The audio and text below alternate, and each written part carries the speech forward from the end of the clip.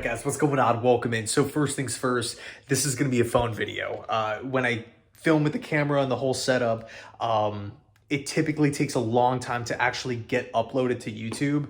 And I know it's super late, 11:25 here over on the East Coast. So I know everybody has work tomorrow, everybody has school. So I really want to try to get this up. But in any case, the first preseason action for the Jets just wrapped up. The Hall of Fame game is in the books, right? The Jets lose to the Cleveland Browns 16-21, and we have some takeaways. Granted, it's preseason, it's the Hall of Fame game, no starters on both sides, vanilla game plans, guys fighting to make the roster. I mean, we saw a lot of third stringers, a lot of guys fighting to be on the practice squad tonight, again, from both sides. But let's kind of start early, or let's really start with the positives. I want to tackle both the positives and the negatives here. Let's start with Zach Wilson. I think, obviously it wasn't a perfect night. At one point, he tripped, he fell down. He had the one errant throw where it just kind of got away from him in the end. But he had that bomb, which was crazy when it first happened. I was, I'm like, yes, let's go. Like, this is crazy. Jets football is back. Just a totally awesome moment. And then he actually, throughout the course of the night, he had 3 drives in total.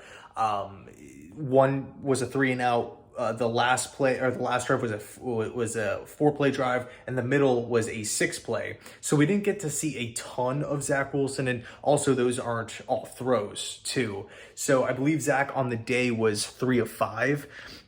With roughly 60 passing yards. So it is what it is. I think the one positive that we can pull away from Zach's performance was his ability to hang in the pocket a little bit better. Of course, factoring in it's the Hall of Fame game, you're not going to have that much pressure. You're not seeing exotic blitzes and things like that. But, for him to just hang in the pocket and process a little bit quicker than he was doing a year ago, I think that's a good sign.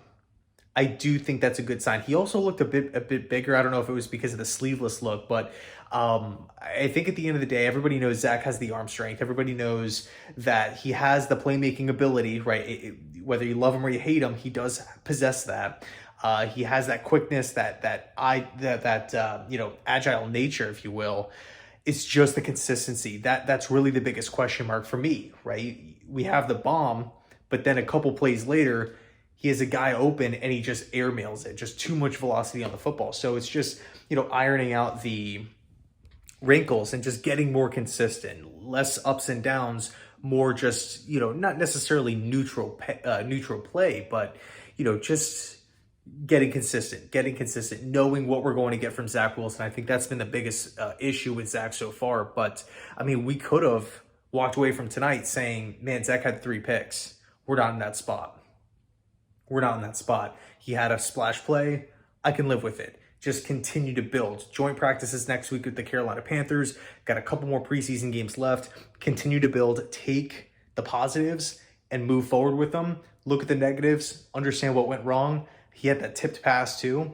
And just try to, again, move forward here. Mekhi Becton, another storyline. Didn't really see a ton of time. I thought early on when he was out there, he looked solid. But at one point, apparently, according to Rich Cimini, he limped off the field. I didn't actually see him limp off the field, but according to the report, limped off the field, ended up coming back in and played a handful of special team snaps. I think it was around 7 to 8, 7 to 9 snaps in total, maybe 7 to 10, somewhere in that range. At least he's not hurt. Ideally, I would have liked to see Becton out there a little bit more. Solid said 20 to 25 snaps. It is what it is. Not that big of a sample size, but if he came off the field limping, I'm keeping him on the bench. It would be malpractice to rush him back in there and say, oh, no, you need to play 2 more quarters or anything like that. He didn't get carted off. He was hanging on the sidelines, still in his pads. Looked all good. I don't want to speculate or anything like that about the injury, but it looked like it could have been worse. That's the positive, right? That's a real big silver lining. Will McDonald, I thought, looked great. Super athletic, just moving up and down the defensive line. And by the way, I'm going to be doing a more in-depth video about this tomorrow morning to really try to cover all the bases and talk about, my personal biggest takeaways. So yeah, Will McDonald, Mekhi Becton, Zach Wilson. I felt like Tim Boyle had some really nice arm strength. You know, I know he didn't light the world on fire, you know, or anything like that. But man, just him dropping back and just hitting guys in slants and whatnot. It's like he has arm power. That is for sure. It's the one thing that you can say about this Jets quarterback room from top to bottom. Arm strength all day. Tons of it. Tons of it. Unfortunately, though, we did have some negatives. I actually wrote down a couple of them here. Let's see. I think the biggest takeaway, Hamza Najruddin had a neck injury.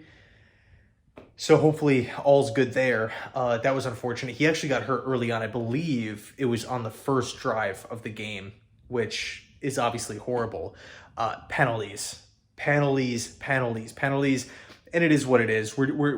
It's not Quinnen Williams out there, you know, committing these penalties. It's not, AVT out there committing these penalties or anything like that. Sauce Gardner, Garrett Wilson. These are guys that are seeing NFL snaps for the first time. You know, there were penalties on both sides of the football, but man, we got flagged a ton tonight. I felt like every couple plays there was stoppage. So kind of a negative there. And then defending against the run, I just wasn't really... I felt like Cleveland really nickeled and dimed the Jets defense, and I just dink and dunk, check down, mobile quarterback, move around, extend a play, pick up 3-4 yards, keeping it DTR, by the way, looked great. Wish the Jets picked him up. Loved him back at UCLA, one of my favorite college players. But in any case, just defending against the mobile quarterbacks and even just handoffs, you know, runs up the middle, I felt like the Jets just couldn't, they had a hard time neutralizing it. At times, Cleveland really sustained drives. I think they had a 9-play drive to open up the game, and then I think going into halftime, it was at one point in the second quarter they capped off a 17-play drive. Like, oh my Lord, can we get off the field?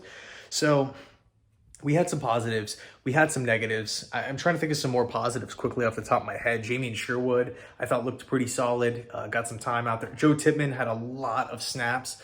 And I felt like for the most part looked okay. And yeah, Jason Brownlee. And like I said, I'm gonna dive in and make that make a more in-depth video about my takeaways tomorrow morning at some point. So anyway, let me know your thoughts down below in the comment section. I appreciate you hanging, staying up late. I know it's not super convenient, and also the game got delayed too, so it sucks. But yeah, anyway, thanks so much for watching. Enjoy your Friday tomorrow, and as always, go Jets.